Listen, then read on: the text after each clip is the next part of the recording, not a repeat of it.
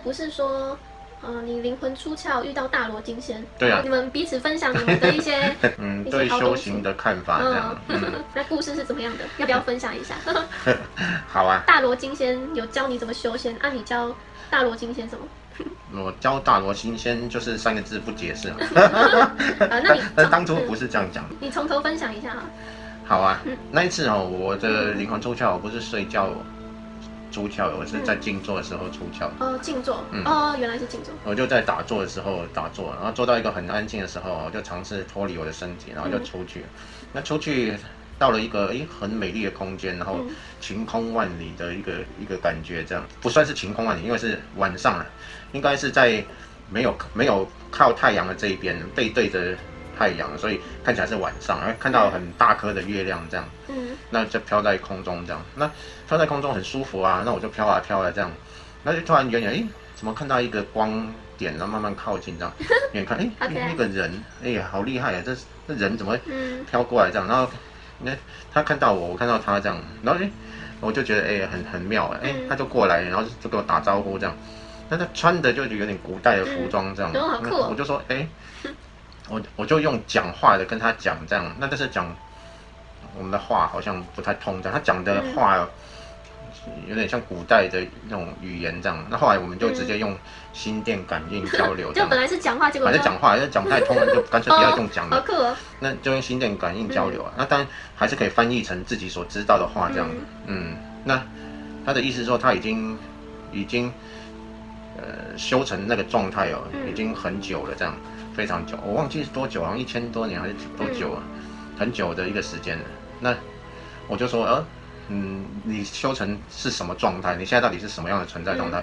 他说我意思就是我们俗称的大罗金仙。大罗金仙就是出阳神的那一种。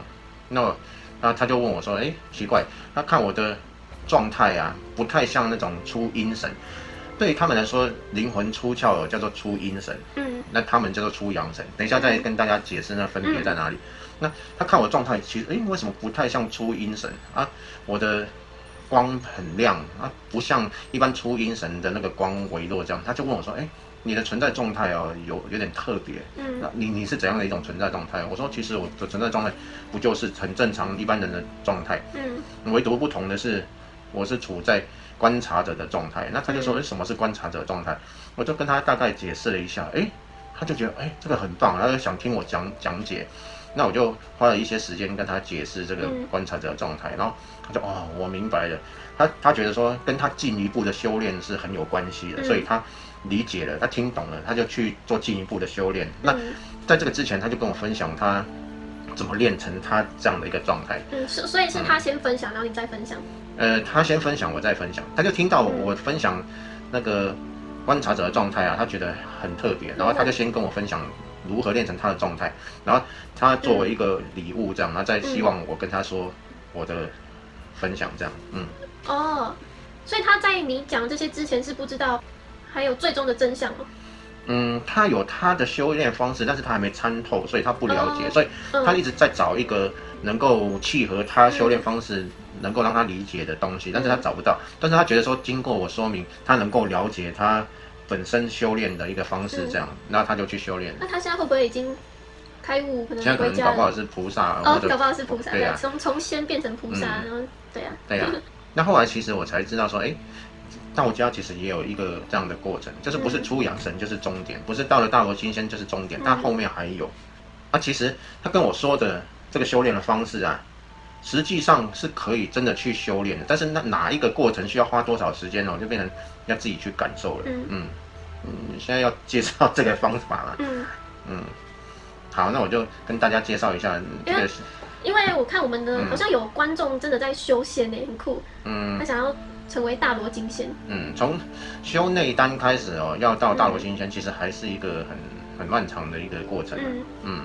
那可以聊一下这个过程，这样。我是来分享大罗金仙的修炼过程。对啊，是大罗金仙分享给墨子，然后墨子再分享给大家，这样。酷。其实这个就是古代传统道家炼丹修仙的一个方式那以前我对这些完全不了解，我完全没接触过这些东西。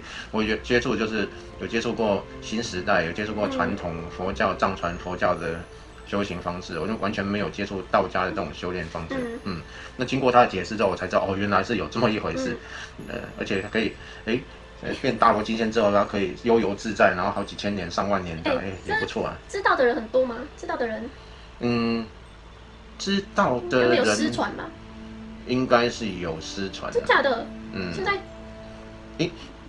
有类似的方式，但是没有看人修成过。就是我在网络上也有看到有一些类似的，但只是讲的不是很明白，这样不是很清楚啊。但是是不是有人能修出来，我也不知道，目前有没有人可以修到这样。等一下，接下来我们会说如何修仙吗？那你跟我说过，其实听到这些。其实没办法自己修，对不对？没办法自己修。对啊，我们只是分享，但是大家听了还是没有办法自己修，还是需要你说需要什么？就需要老师去指导，需要一个指引者，一个能够指引的指引者。因为你在气脉在运作很多事情哦，你走到哪一个点呢？它需要去指导，不然容易走偏掉，尤其气。在体内运行的时候是需要引导的，所以我们就是可以到某一个阶段呢，但是那个阶段之后的阶段再上去就必须要经过指导。我们就是分享这些嘛，那大家就可以听这些，然后自己如果真的想修仙的话，就去外面要找到名师这样。找名师，等下大家来找你，墨汁可以带我修仙的。没有，我们只是分享，我们就开心分享一片就好了。对啊，对。我知道了，跟大家聊聊这样子。好。一开始他说其实最重要的就是呼吸。我们人的呼吸，像平常的呼吸是没办法练气练丹的。那要如何呼吸呢？这个是大家可以学的。现在学到之后，大家可以养气，养气对身体会有帮助，然后可以强身健体。那你如果没有进一步，你就是强身健体，这是很 OK 的。所以提供这个方式给大家了解，大家其实也可以做，也可以试着去感受看看。呼吸最重要的是2种呼吸，一种叫文息，一种叫武息。文息就是我们这些都是说以打坐的方式来进行的，所以因为这样气脉才会通，才会直。你气脉一塞住，你驼背或者不直你气脉就会堵塞。堵塞的时候，其实你的气就没办法运作得很顺畅。所以以道家的这种修炼来说，一定是要以打坐的方式，而且要盘腿。盘腿如果没办法双盘就单盘，没办法单盘就脚交叉这样，不要让脚往外放。它的原因是你双盘盘起来之后，我们的人的气是上进下出，左进右出，所以上进下出的气只要一出去你就养不了气，所以它必须要把你脚盘起来，盘腿之后你的气进来，它不出去，那就可以把它养在你的丹田，主要是以下丹田为主，就是肚脐下3寸的地方，大概7-8公分左右的一个8公分左右的一个地方，就是肚脐下面，那个地方里面就是叫丹田。用那个地方来养气。那现在开始介绍那个呼吸，文息跟武息怎么操作？文息就是我们在静坐的时候缓慢吸气，用鼻子缓慢吸气，然后再缓慢吐气，然后缓慢吸气，然后缓慢吐气，这2个的频率是相当的。就比如说你吸气的时候用了10秒，那你吐气的时候就用10秒。吸几秒就吐几秒，就尽量缓慢的进行这样，这个叫文息。光这个动作就会让我们身体的气就开始运作，可以强身健体。但是文息是一种舒适，让我们的气能够动作能够开始运动的一个呼吸方式。那要养气最主要是靠武息。武息就是分成3段，刚刚讲的是2段，现在把它分3段，缓慢吸气。现在讲的吸气都是吸到肚子不是吸到胸部，你不是胸腔隆起这样，不是这样，是肚子挺出来。吸气的时候肚子跑出来，吐气的时候肚子就缩进去，所以大家要感受一下，是用肚子吸气，吸到肚子里面再吐出来。那武息的话就是分3段，缓慢的吸气，然后吸到肚子里面，然后停住不动，然后第3段再缓慢吐气。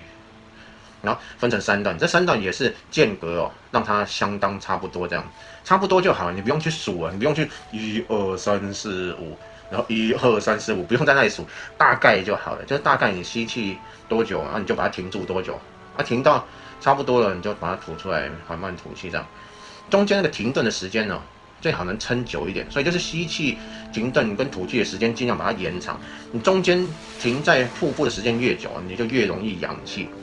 你按照这个呼吸法去，你静坐的时候这样呼吸的时候啊，你会觉得你的腹部热热的，开始热热，那个就是氧气，你就能感受到气在那边这样子。这是个第一点。然后第二点就是你开始要去找大自然，找大树啊，找个很茂盛的大树，然后去采气。你就想象在它前面隔着一个距离这样啊，这样感受它的气，然后把它的气啊从你的手吸进去，同样把它引到丹田，把它吸进去，把气引到丹田。这一切是用想象的，你只要想象这个动作，它就会开始运作。那同样吸到丹田的时候，就把它留在丹田。那所以我们在静坐的时候，用5息去呼吸，然后并且我们常常找时间，可能每天都到大自然去跟大树吸收大自然的能量，然后吸到丹田。这时候丹田在一段时间之后，它就会很热，然后就很饱满，你觉得有个气在那边，因为你把气养在丹田。这种叫做采药，就是好像去山上采药这样，把药采进我们的身体这样。这时候那个丹田那边就会有一个气团。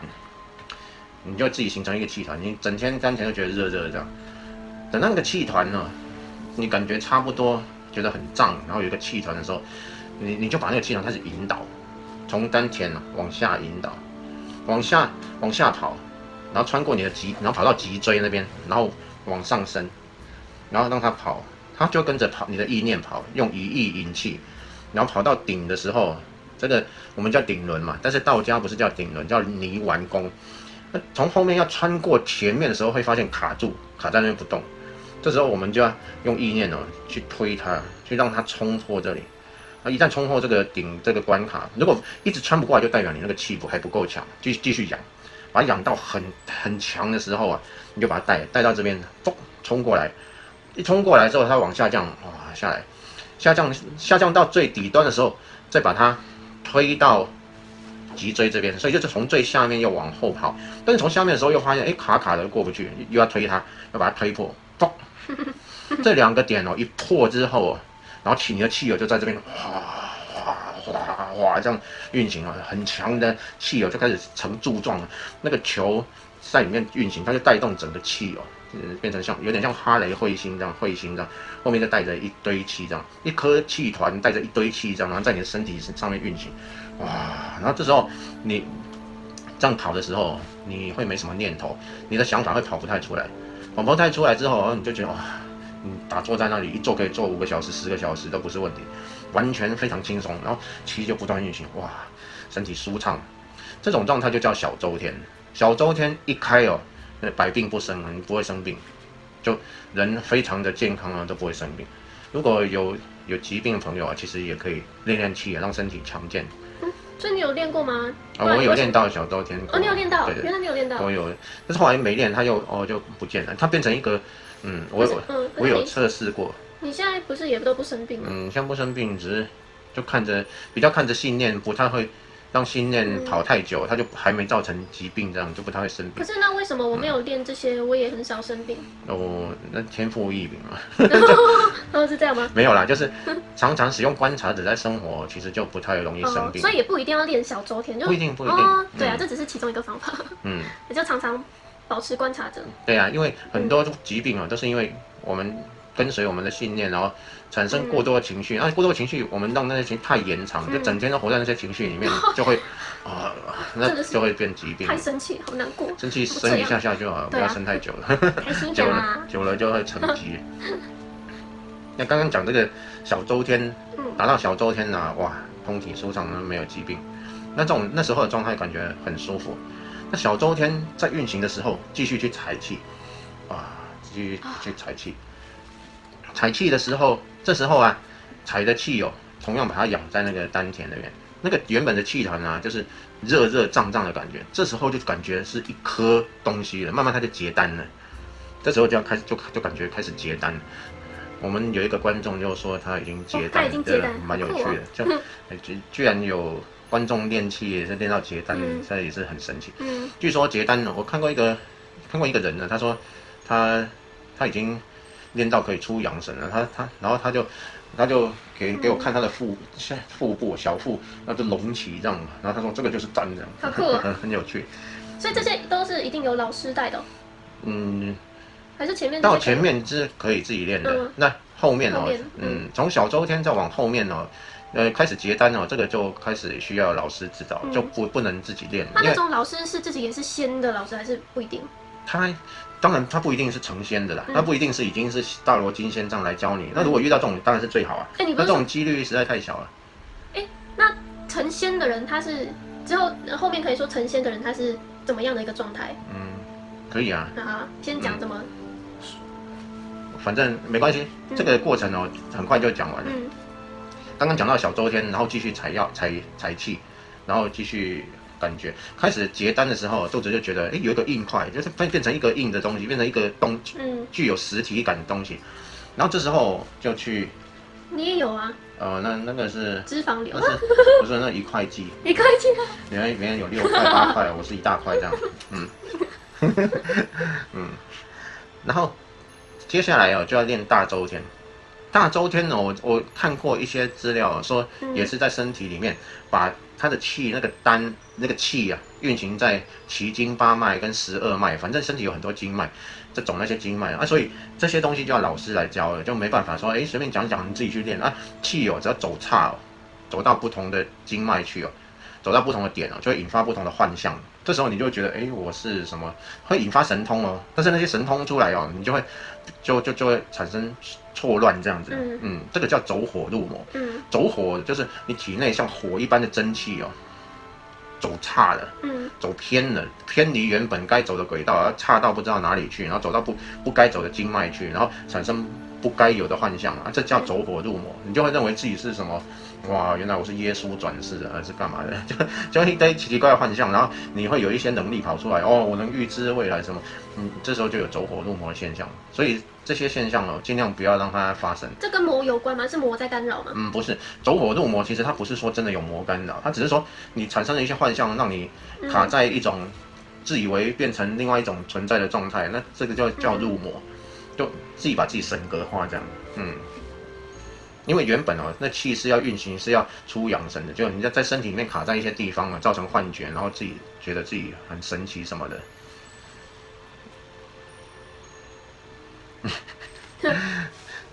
然后刚刚讲的这个气在我们体内行走，奇经8脉、12脉这些地方，这个叫大周天。但是这个跟我接收到那个朋友所传递给我的讯息是不同的。那我在世界上就没有听过说，大周天的理论跟他讲的是不同的。他的说法是不是只有在体内行走奇经8脉、12脉，而是要跟天地万物产生循环。这个就不太一样，这个是我感觉这个比较厉害。因为你把你的气已经可以借由你的头顶，然后飞出去，飞到比如说你要循环的对象是一棵那种神木级的大树，很高这样一棵大树，你飞到它的顶端，然后从那个树干这样下降，你的气不是那个树的气但是你的气飞到那个树，跟它产生，它跟它合一，然后下降到土地下，然后再回到你的脚下，然后再进入你的身体，回到丹田。那时候你的气跟那个树的能量就产生了循环。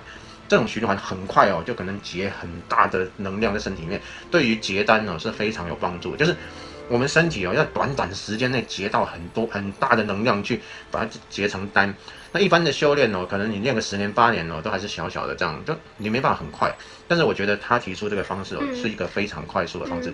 你跟天地万物，甚至跟你做山的气去连接去循环，你当然很快能够结到超多能量，然后能到结的很大的丹。我觉得是这样子。这个是他所谓的大周天，他的大周天就感觉上起来就很厉害。那这时候体内你的丹田里面的丹很快就可以结成一个很具体、很硬，然后很热、很胀的一个东西，这样这边一个东西在你的丹田里面，这个叫大药。采药里面的有分小药、大药，这个就大药。这个大药就好像药一样去炼那个丹其实不是在炼那个丹炉那个炼丹，那个叫外丹，那这个叫内丹。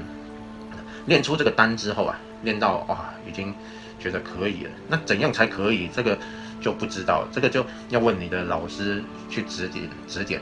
他认为你已经可以出阳神了，这时候就可以了。那这个丹就把它已经很庞大的能量，把它提到头顶来，放在头顶这个地方，然后不要动。这时候静坐啊，把全身哦，奇经八脉啊、任督二脉啊，其实最主要的是中脉跟任督二脉，这个叫3条脉，3条脉的气，然后全部流到头顶，这个叫三花聚顶。然后把5脏啊，5个内脏，心肝脾肺肾这5个内脏啊，所有的元气也都送到头顶，三花聚顶，5气朝元。就是把身体其实就是把这个躯壳哦，可用的能量啊，全部都给它送到头顶。这时候你身体哦，就是要放弃了，就准备做一个动作，就是放弃这个躯壳。那所有的精华全部都送到你的头顶，跟那个丹合而为一。这时候那个丹哦就很强很强这样，进入一种很强的状态这样，然后这样，飞射出去。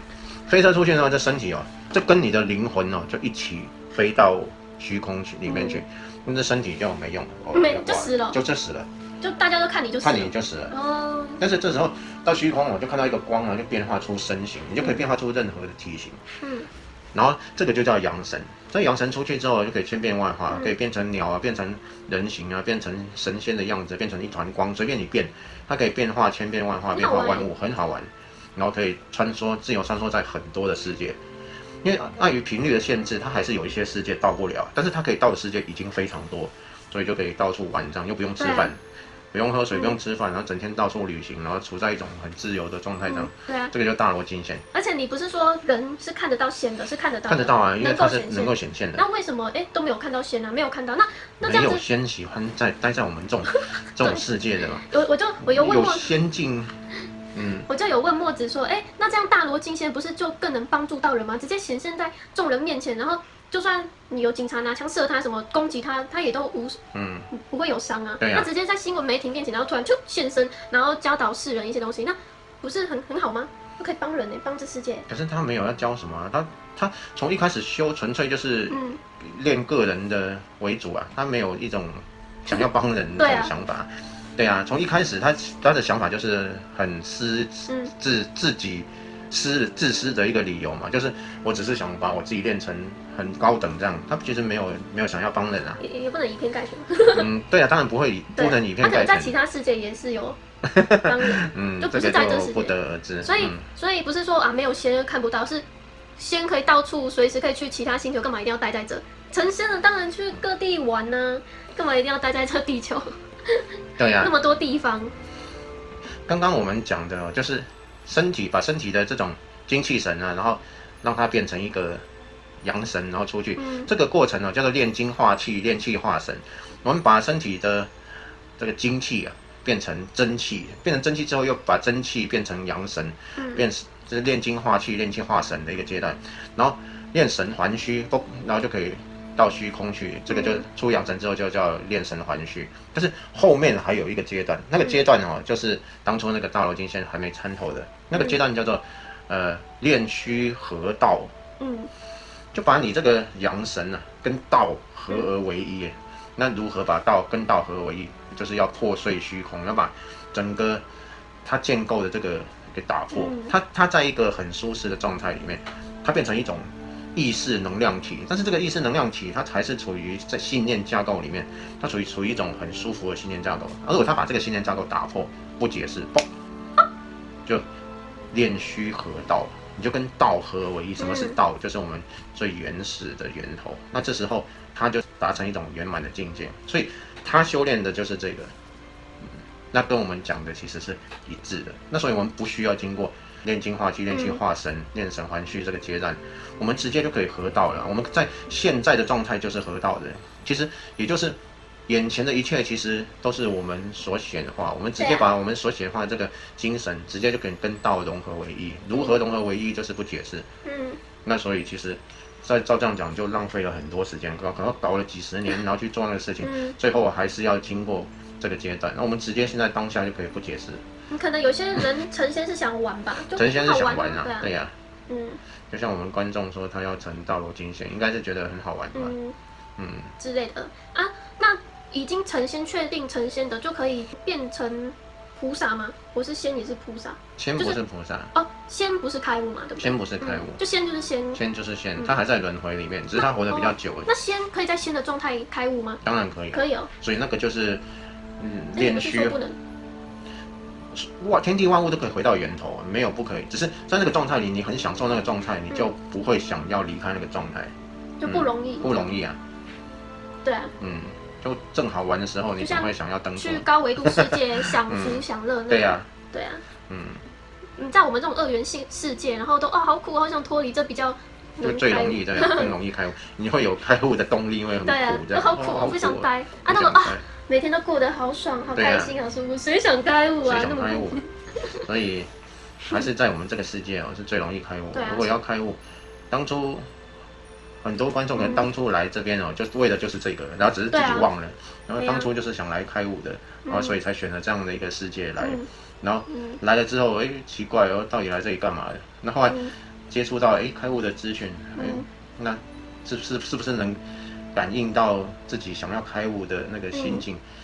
对啊，我们看到我们好多留言，很多观众好像看我们开悟引导的影片啊，或者有一些跟开悟相关的话题啊，很多都会莫名的流泪啊、感动啊，甚至我在引导宇宙最纯粹的能量的时候，他们也会有这样的反应。其实他们跟开悟跟源头其实都息息相关，然后就很感应他内在，很可能他真的是来这边开悟的，所以记起了一些东西这样。所以真正想开悟的就不用想说啊，为什么我会来这种地方，我好想开悟。对啊，其实不用这样想，因为正是因为这样，所以反而更容易开悟。如果你除非你就直接到一个扬升世界终于脱离这个这么苦的世界，那你开悟在哪里？你开悟在哪里？你还想开悟吗？对啊，就是搞不好享受都来不及，好开心哦。对啊，玩都来不及，享受都来不及。但是也不能太苦啦，太苦也很难，就是太拉扯了。对啊，但是有时候是这样子，就是为什么我们要从梦中醒来？因为正在做噩梦，正在做美梦的时候醒来，一定会骂出来说怎么那么快醒啊？还在做美梦，做一回，竟然是梦，好讨厌啊！对不对？所以大部分应该是就正做着噩梦，然后醒过来就还好是梦啊，没事。通常都是这样，所以大家正在做美梦还是噩梦，这我就不知道了。不过真相始终是真相，醒迟早是要醒的，因为它始终是一个真实的。不要，不要，不要我要急不必。我们继续玩，大家想醒就醒，想玩就玩。这可能就是为什么我们还在这里的原因。对啊，不然我们早就不在这里啦。因为我们是双生火焰。好，拜拜。